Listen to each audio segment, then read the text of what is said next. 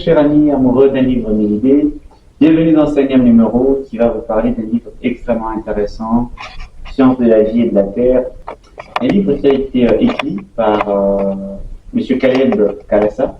Il est enseignant, licencié en biologie. Il n'est pas à sa première publication, il a déjà produit d'autres livres, notamment parmi lesquels Écologie, gestes pour sauver l'humanité, Écologie, terre pour tous, vie commune.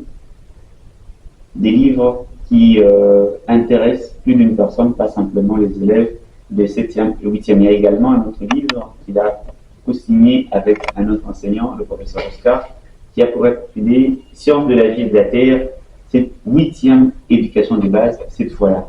Aujourd'hui, M. Caleb nous fait l'insigne honneur d'être avec nous. C'est avec lui que nous allons devoir échanger autour du livre Sciences de la vie et de la terre. M. Caleb, bonjour et bienvenue. Bonjour, M. Jean-Marc. Alors, en ouvrant le livre, on tombe sur l'épigraphe, oui, qui dit que la nature dit toujours quelque chose. Oui. La première question que l'on se pose, c'est de savoir qu'est-ce qu'elle dit, cette nature. Bon, au fait, aujourd'hui, l'environnement est modifié. La nature crie, elle pleure, elle est même en voie d'extinction. Mais l'homme s'en fout. L'homme veut tout et tout de suite. Il détruit la nature et aujourd'hui, il y a des menaces sur Terre. La nature est en train de se venger contre l'homme. Voilà ce qui veut dire cet épigraphe-là. Alors, il y a autant de livres sur l'écologie, sur les sciences de la vie, de la terre, qui existent. Les gens peuvent se dire, pourquoi en produire un autre? Quelle est donc la particularité de votre livre? Mes ouvrages, en particularité avec d'autres manuels des sciences de la vie et de la terre, et que mes publications illustrent beaucoup de schémas, plusieurs schémas tirés de notre environnement immédiat. Ceci permet de réfléchir au rôle des organismes vivants dans les écosystèmes mondiaux et dans notre milieu direct où nous vivons. Et aujourd'hui, parce que j'ai tout à l'heure rappelé que vous avez écrit des ouvrages sur l'écologie, oui. Vous êtes enseignant. Oui. Quelle est aujourd'hui la place de l'écologie dans nos écoles?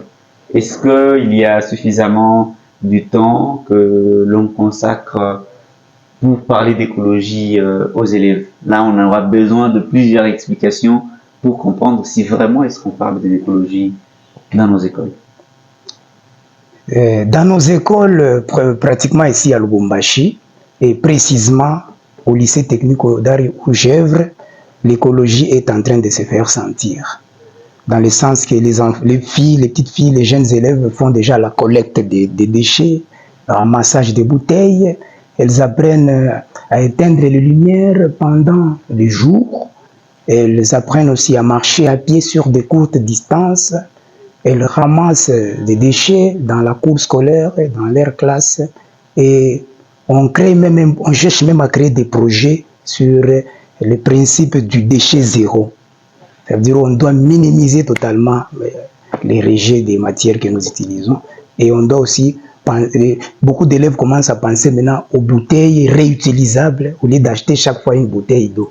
Ce qui augmente en plus la quantité de bouteilles dans la nature. Quand j'ai une bouteille réutilisable, je paye de l'eau en grande quantité, j'en réserve et puis je peux faire toute une journée avec une seule bouteille. Alors, pour ceux qui nous regardent, qui se disent... Nous qui aimons nous procurer de bouteilles d'eau, du jus, que doit-on faire après consommation? Je suis sur un trajet où il n'y a pas de poubelle publique, par exemple. Oui. Que devrais-je faire? Est-ce qu'il faudrait que je jette à même le sol cette bouteille-là, ou il faudrait que je puisse... Qu'est-ce que vous pouvez dire à ce jeune, ou comme à ce vieux qui nous regarde, qui nous écoute, qui aimerait savoir qu'est-ce qu'on peut faire? Quels sont les gestes que l'on peut se poser pour sauver notre ville? Bon, pour sauver notre ville, la nature est en train de crier, la terre est en train de pleurer. À chaque fois que nous prenons courage de nous procurer d'une bouteille d'eau, nous devons faire un effort de garder ces récipients jusqu'à les déposer dans une poubelle appropriée. et qu'il y aura il y a des services censés passer ramasser les déchets. Certains déchets sont en train aujourd'hui d'être révalorisés. À partir des plastiques, on peut produire d'autres outils et c'est le recyclage. On recycle. Et ça ne sert à rien de jeter des bouteilles ça et là parce qu'elles se dirigent vers des canalisations, elles bougent tout. Et, au final, il y a des bouteilles qui retombent dans les cours d'eau, nuisent à l'environnement. Il y a des animaux. Parfois, des bouteilles atteignent même les estomacs de certaines espèces animales. Okay. Et qu'une bouteille dans un estomac d'une baleine va conduire à la mort de cette espèce plus tard. Parce que c'est non biodégradable. La bouteille plastique ne se digère pas facilement. Elle ne se digère même pas. Il faut attendre 50 ans dans le ventre d'un hippopotame. Vous voyez la suite, l'animal va beaucoup souffrir. Et que diriez-vous à ces écoles qui, peut-être par manque de moyens, n'ont pas encore mis sur pied un programme d'environnement ou de déchets zéro, comme vous venez de le dire, oui, pour essayer de réduire au maximum les déchets dans les cours des différentes écoles?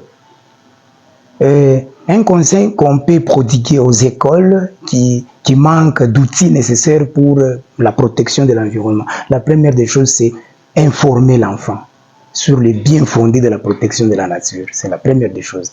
Deuxièmement, les écoles doivent fournir un effort de récupérer même les mêmes bouteilles plastiques ici, les réutiliser et créer des petites poubelles à base de bouteilles. Et ça peut inspirer à l'enfant, non, la bouteille que j'ai jetée est aussi réutilisable. C'est nécessaire que je ne puisse pas jeter une bouteille un autre jour. Donc, si j'ai une bouteille, je dois songer à la conserver pour un autre usage prochain. Mais il faut aussi penser au bac à papier. C'est simple de fabriquer des petits bacs à papier où les enfants jetteront des déchets, de leurs morceaux de crayons, stylos, papier, ça y est. Si nous prenons un cas pratique, nous sommes dans un taxi-bus ou dans un taxi, il y a un passager qui est en train de boire de son jus ou de l'eau, qui après consommation jette par la fenêtre de la voiture sa bouteille d'eau et qu'on lui demande, qu'on lui dise mais c'est dangereux d'avoir fait ceci, cela. Et généralement, certains disent, ben, est-ce que c'est vous qui allez changer ces pays? Qu'est-ce que vous allez dire à tous ces jeunes, toutes ces jeunes dames, tous ces jeunes hommes qui se sont découragés parce qu'ils ont entendu une réponse comme celle-là de la part de la personne qui a été interpellée? Bon, au fait, lorsqu'une personne consomme un liquide qui, pour sauver sa vie dans une voiture, elle doit prendre la responsabilité d'accompagner cette bouteille à une destination bien précise. Ce n'est que la poubelle. Jeter une bouteille à travers la fenêtre d'une voiture, c'est un comportement irresponsable. Nous devons être responsables. Dieu a disponibilisé cette terre pour nous, pour que nous puissions la prendre en charge, car elle-même, c'est notre support de vie. Donc, sans la terre, nous n'avons pas de vie. Partout, là, même un aéroport ne peut pas exister s'il n'y a pas la terre. Donc, tout commence sur terre. Donc, si on ne prend pas soin de la terre, on ne fera rien. Et on doit changer un peu de mentalité en respectant la terre, car un scientifique français du nom de Francis Bacon disait « On ne commande à la nature qu'en lui obéissant ». Si tu jettes une bouteille aujourd'hui, tu n'as pas respecté la nature, c'est que plus tard la nature va se venger. Si tu coupes une branche d'arbre, l'arbre sent mal comme si on a coupé l'oreille de ta tête. C'est un être vivant. Tout fait mal, tout peut mal se déclarer dans l'organisme vivant. Et ça peut créer la mort aussi d'une plante. Chers amis téléspectateurs, chers amis auditeurs, vous venez de suivre qu'il est important que nous soyons tous responsables dans le choix que nous opérons. Si jamais nous avons une bouteille, prière de pouvoir la conduire à sa destination dans une poubelle, il serait beaucoup plus responsable que de la jeter en plein air. Alors, Monsieur Caleb, intéressons-nous à un moment à l'arbre. Oui. L'arbre, c'est quoi l'importance de l'arbre? Puisque on voit de plus en plus qu'il y a des arbres qui sont abattus à gauche et à droite, on n'en replante presque plus, on veut tous vivre dans de maisons de type moderne où c'est du pavé partout, on ne veut pas planter, pas de pelouse. C'est quoi l'importance de l'arbre dans une société? Les arbres sont très importants dans notre environnement. Et je peux même dire les végétaux. Parce que même dans les océans, il y a une végétation sous-marine.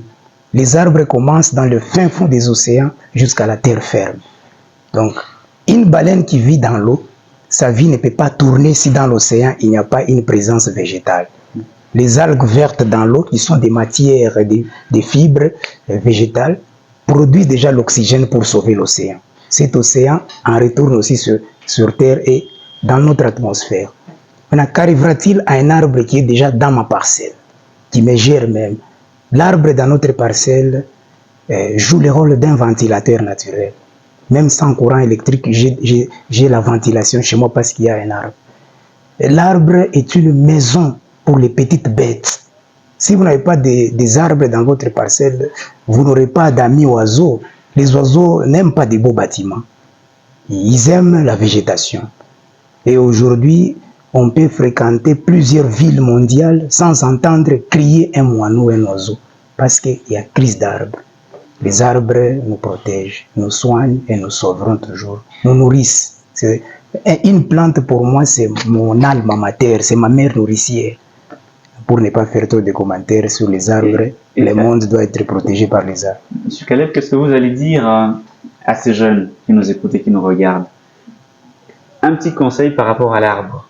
Est-ce que, pour ceux qui se disent, tiens, chez nous, on n'a pas d'arbre, qu'est-ce qu'on peut faire? Est-ce qu'il y a de tactiques, de petits conseils pratiques comme ça à partager avec eux, qu'ils peuvent mettre sur pied pour essayer de s'entourer d'un peu de verdure chez soi? Oui, actuellement, nous sommes en train de vivre presque dans des morceaux de parcelles. Il n'y a pas moyen peut-être d'avoir un arbre dans nos parcelles qu'on coupe en petits morceaux, mais nous pouvons avoir les soucis de planter le fleur. Est-ce qu'on se comprend très bien? Quand on a des fleurs, on a des représentations végétales. Le fleur joue le même rôle que les grands arbres. Et ce n'est pas seulement planter les fleurs. Il faut prendre soin de ces fleurs-là, les entretenir. C'est bien beau de chanter le 5 décembre, on plante les arbres, ça et là, mais 2 jours après, on en oublie même. C'est comme les tombeaux de nos parents, de nos arrière-grand-mères. Aujourd'hui, on n'y passe même pas, on a déjà oublié. Donc, ayons la culture de faire les suivis, le monitoring. J'ai planté une plante. Est-ce que je dois m'arrêter par là? Cette plante aura besoin d'une nourriture provenant de moi, que je n'ai pas créée, c'est l'eau. L'eau est gratuite sur Terre. Je prends une quantité d'eau, je nourris ma plante. Peut-être qu'elle n'en aura même pas besoin tous les jours. L'arbre connaît aussi les jours de jeûne. Vous lui donnez aujourd'hui l'eau. Peut-être demain, vous ne serez pas toujours dans cette obligation-là de donner. Donc, les arbres ne sont même pas très exigeants que les humains. Les humains mangent chaque jour les arbres, mais les arbres ne mangent pas les humains. Et parfois, ils nous enterrent même. Si on a besoin d'un cercueil, on recourt à la plante que j'ai même abîmée, que j'ai détruite. Donc, les arbres refroidissent la terre pour lutter contre les changements et le réchauffement climatique. Chers amis téléspectateurs, vous venez de suivre des conseils pratiques très simples. Chaque fois que nous avons un peu de temps, essayons d'entretenir nos fleurs. Non seulement c'est beau pour prendre des photos, mais c'est également beau parce que ça nous aide à refroidir la terre, ça nous permet d'avoir une nouvelle fraîcheur chez nous à la maison. Monsieur Caleb, tout à l'heure, vous avez parlé des menaces auxquelles était confronté l'environnement, notamment les espèces qui disparaissent parce qu'il y a des déchets plastiques dans les océans, etc. Quelles sont aujourd'hui, avec cette surexploitation de la terre, les menaces environnementales auxquelles on est devenu confronté aujourd'hui? Les menaces environnementales qui nous guettent sur cette terre aujourd'hui, c'est la disparition d'abord de la biodiversité. C'est-à-dire aujourd'hui, plusieurs insectes ont disparu. Plusieurs autres invertébrés ont disparu. Plusieurs petits vertébrés quittent déjà la terre. Ils partent où? Et qui les a obligés de partir très tôt? Alors que la terre est en train de continuer de nous faire vivre. Donc l'homme a détruit la présence des caméléons dans notre environnement, la présence des grenouilles. Or ces bêtes-là autrefois consommaient d'autres bêtes qui nous causaient parfois des maladies. S'il y a beaucoup de moustiques dans nos quartiers, dans nos parcelles, c'est parce que d'autres bêtes qui réduisaient leur quantité ont disparu. Dans la nature, tout est lié. Si une grenouille disparaît dans mon quartier, même l'animal qui vivait en dépendance de cette grenouille va disparaître. Tout est lié, nous sommes liés. À la maison, si la maman n'est pas là, les choses ne tourneront pas bien. Si papa n'est pas là, ainsi de suite, tout est lié. L'équilibre naturel est rompu parce qu'on a tellement menacé la vie sur Terre. Et l'homme est responsable, il s'en fout même. Il veut tout piller, tout gagner et tout de suite. Et qu'est-ce qu'on peut faire pour essayer de réduire sensiblement, ne serait-ce que de quelques pourcentages, ces menaces-là auxquelles nous sommes confrontés aujourd'hui? Tout ce que nous devons faire pour réduire des menaces qui guettent la terre, l'homme doit songer au reboisement. Nous devons passer de l'agriculture à l'agroécologie. C'est-à-dire qu'on doit chercher aussi à créer des petites forêts avec des essences à croissance rapide. Il y a des arbres de ville. Je me rappelle quand nous étions encore très jeunes, il y avait un maire de la ville qui se nommait Papa Kaseba Makonko, Baba Maria. Il avait donné cette culture-là de planter les arbres. Et il reforestait des quartiers. Il reforestait cette ville ici. Chez moi, à la commune Rouachi, d'où je viens, il y avait des arbres que Kaseba laissait même derrière le bureau communal de la Rouachi. Jusqu'à aujourd'hui, ces arbres sont là. Et l'homme en a quand même pris soin. Donc, nous espérons que la biodiversité peut être sauvée lorsque l'homme aussi change de mentalité. Éviter de jeter les déchets n'importe où. Éviter de nuire au cours d'eau. Il y a des phénomènes qui compliquent maintenant la gestion de la terre. Les rejets des pampers, les rejets des bouteilles, l'irresponsabilité. Certaines personnes donnent leurs déchets même à des fous pour aller jeter. Une personne normale qui prend tous ses déchets, tout un chariot, on donne ça à quelqu'un qui ne réfléchit pas correctement. Et 30 minutes après, il revient, on lui donne l'argent. Il n'a même pas jeté, il n'a même pas incinéré. Il est allé déposer dans la nature pour détruire encore à la vie. Donc, soyons aussi responsables et pensons à sauver cette terre que Dieu nous a léguée. Sinon, elle est en train de se venger contre nous. Donc, nous sommes en train d'assister au pire que nous avons provoqué. J'aimerais que l'on revienne un tout petit peu en arrière avec les élèves. Oui.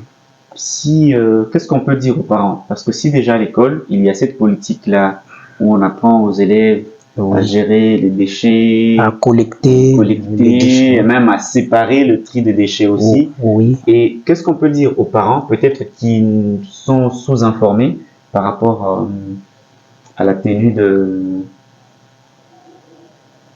la gestion de notre la gestion de déchets. Peut-être que les enfants savent ce qu'il faut faire et qu'ils peuvent venir avec cette initiative.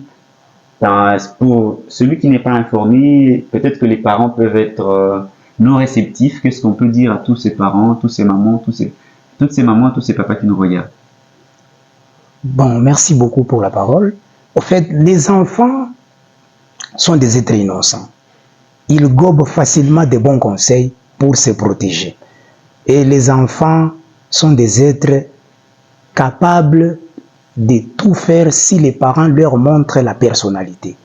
Ça veut dire l'enfant, on inculque à l'enfant la compréhension de dire ceci. Si vous avez mangé un fruit, ne jetez pas les graines ou le noyau ou la noix en désordre. Jetez ça dans un environnement où ça peut repousser encore pour fabriquer une autre plante. Je pense que vous me comprenez très bien. Un enfant à qui vous demandez de ramasser les déchets à peine qu'il venait de manger, il apprendra à être propre, à laisser la table propre.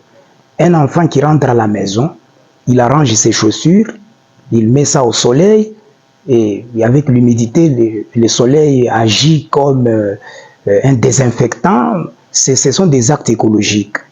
Un enfant qui sait que je dois entretenir le seau de lavage, je dois mettre de l'eau dans notre toilette. Donc cet enfant-là a déjà un comportement éco. il est informé sur la propriété. Un enfant à qui vous dites par exemple qu'il ne faut pas utiliser des transports en commun parce que en utilisant les transports en commun, nous polluons l'environnement. Notre voiture peut rester, nous allons l'utiliser en week-end. Là, nous prenons d'abord les véhicules pour tous.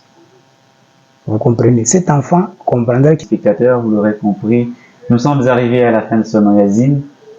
On a parlé de beaucoup de choses. S'il faudrait que nous puissions nous résumer, il faudrait donc que nous soyons tous responsables face à notre environnement. Si nous traitons très mal notre environnement, en retour, nous allons le regretter. Si nous le traitons bien, eh bien, l'environnement aussi va simplement nous gâter. Vous avez aimé ce magazine?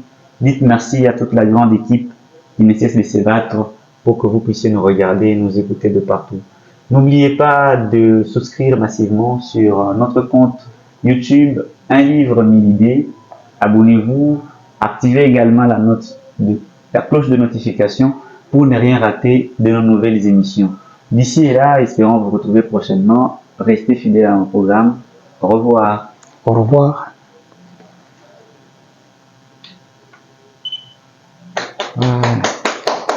Bravo! Merci révérende sœur. Merci à toutes les sœurs qui ne cessent. Si ma maman sort avec sa voiture, mon papa, moi aussi, nous ferons déjà 3 voitures pour notre famille. Ça va polluer l'environnement davantage. Donc, l'enfant est encadré, est éduqué. Les parents ont la matière, les parents sont connectés. Bien sûr, ce n'est pas tous les parents, mais les parents constituent notre livre de vie. Les parents nous guident. Tout ce que nous faisons, c'est grâce aux parents. Même les gens qui sont propres aujourd'hui, c'est parce qu'ils sont passés par des familles où on initiait les gens à la propriété, à l'économie de l'eau, à protéger les parcelles. Comme ça. Un conseil, parce que nous allons petit à petit vers la fin du magazine, un conseil assez pratique à donner à nos jeunes qui nous écoutent et qui nous regardent de partout concernant la gestion de l'environnement. Comment est-ce que nous devrions gérer notre ville de Lubumbashi, notre commune, notre maison, nos écoles, nos églises, partout où est-ce que nous nous trouvons? Comment est-ce qu'on peut facilement gérer notre environnement? Merci pour cette question pertinente, parce que la gestion de l'environnement n'est pas facile. Tout est lié au problème des comportements. Premièrement, nous devons savoir économiser l'eau. Les enfants doivent savoir économiser l'eau, car l'eau est une matière importante pour entretenir les parcelles, pour entretenir notre hygiène corporelle, pour entretenir nos vêtements. Nous économisons de l'eau. Un robinet qui fait couler de l'eau, l'enfant doit savoir que cette eau est un gaspillage. Il doit fermer l'eau. Un enfant qui est à la maison et qui ne regarde pas la télé. Il est dans la chambre, il est en train de lire, mais la télé est en train de tourner au salon, il n'y a personne. Il doit savoir l'éteindre, car cette télé est en train de produire une certaine énergie qui peut créer la chaleur. Les enfants doivent savoir éteindre les lumières pendant la journée, car Dieu nous a déjà donné le soleil comme notre lumière pendant toutes les journées que nous traversons. Les enfants doivent savoir entretenir les fleurs de leur parcelle. Les enfants doivent savoir ramasser les déchets dans la maison pour réduire aussi les insectes et les souris. Toutes les familles qui ont beaucoup de souris sont des familles qui laissent les nourritures en désordre. Quand une souris entre dans la maison, il trouve un restaurant, il trouve déjà une écologie où il doit rester. Le mot écologie ne signifie pas nécessairement propriété. Le mot écologie peut aussi signifier là où vit tout être vivant et avec toutes les interactions qui sont là-bas. Les souris n'aiment pas vivre là où c'est très propre. Donc même les vêtements qui sont bien conservés ne sont pas dérangés par les souris. Les souris fouillent la propriété et ils trouvent une autre écologie qui leur appartient. Donc avec ça, on peut arriver à protéger la terre. On va bientôt finir avec ce magazine. Tous ces élèves qui nous regardent, qui sont de 7e éducation de base, qui sont de 8e, de première, 2e, de 3e année, Oui. et même certains qui sont en terminale au cycle primaire. Oui. Qu'est-ce qu'ils doivent retenir du livre parlant des sciences de la vie et de la terre. En fait, les livres des sciences de la vie et de la terre, 7e, éducation des bases, a été conçu sur base du programme officiel lancé au pays il y a de cela 4 ans maintenant. Et ce livre répond aux normes des DAS du domaine d'apprentissage des sciences. Mais c'est le module de SVT, Sciences de la vie et de la terre. Pour la 7e, il comprend des parties. La première grande partie, c'est la botanique. La botanique en 7e, elle résume la structure d'une plante. Nous comprenons bien. L'enfant connaît la plante depuis l'école maternelle. Donc, et ce livre parle, cette botanique-là de 7e, parle des organes végétatifs d'une plante et des organes reproducteurs. Les organes végétatifs, ça veut dire les organes qui constituent la plante en général.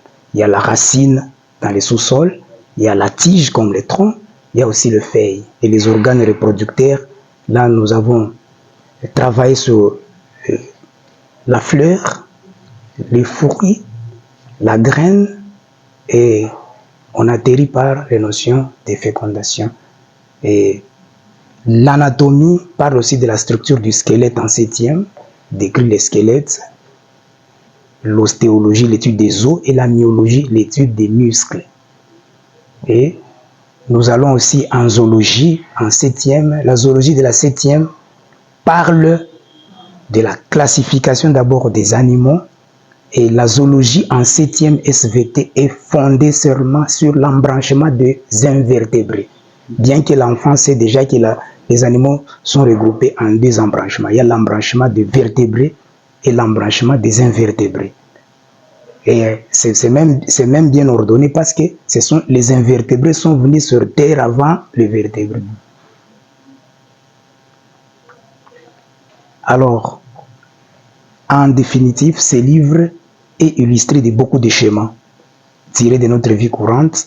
Ceux-ci permettent de réfléchir au rôle des organismes vivants dans la nature, et il illustre aussi des applications et même des exemples de situations pour permettre aux enfants d'être en contact avec les problèmes réels dans leur milieu où ils vivent.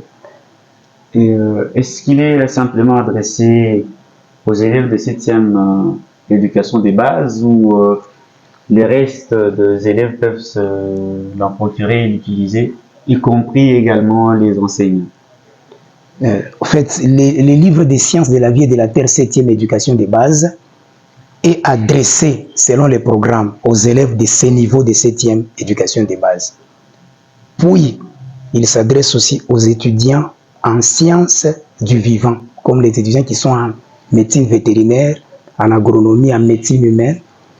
Il s'adresse tout particulièrement aux professeurs des sciences de la vie et de la terre, car c'est une petite pierre que nous venons d'apporter à cet édifice scientifique, pédagogique et didactique. Donc, c'est juste un apport. Mais il s'adresse aussi à tout curieux qui se veut être formé dans les sciences de la vie et de la terre, car la terre supporte la vie. Et donc, il n'y a pas là où il y a la vie, il y a la présence de la terre. Donc, la terre, c'est notre support de vie, c'est notre plaque tournante. On ne peut tout travail que sur la terre. Monsieur Kalem, nous vous disons merci d'avoir répondu à notre invitation, de nous avoir permis d'échanger pendant un très long moment sur les sciences de la vie et de la terre, et également sur l'écologie. Merci infiniment. C'est à moi aussi de vous remercier pour ce que vous venez de faire comme service, étant donné que ce n'est pas facile de se rencontrer comme ça. Ce n'est pas du hasard. Tout est lié. Donc il y a une liaison qui nous a mis ensemble avec les sœurs filles de Saint-Paul, qui contribuent aussi à informer la communauté sur le plan religieux, scientifique et même socio-culturel. Nous sommes très ravis de joie. Merci. Très chers amis auditeurs, très chers amis téléspectateurs, vous l'aurez compris, nous sommes arrivés à la fin de ce magazine. On a parlé de beaucoup de choses. S'il faudrait que nous puissions nous résumer, il faudrait donc que nous soyons tous responsables face à notre environnement. Si nous traitons très mal notre environnement, en retour, nous allons le regretter. Si nous le traitons bien, eh bien, l'environnement aussi va simplement nous gâter. Vous avez aimé ce magazine? Dites merci à toute la grande équipe qui ne cesse de se battre pour que vous puissiez nous regarder et nous écouter de partout. N'oubliez pas de souscrire massivement sur notre compte YouTube Un livre, 1000 idées. Abonnez-vous, activez également la cloche de notification pour ne rien rater de nos nouvelles émissions. D'ici et là, espérons vous retrouver prochainement. Restez fidèles à nos programmes. Au revoir. Au revoir. Je te dirai ce que tu deviendras.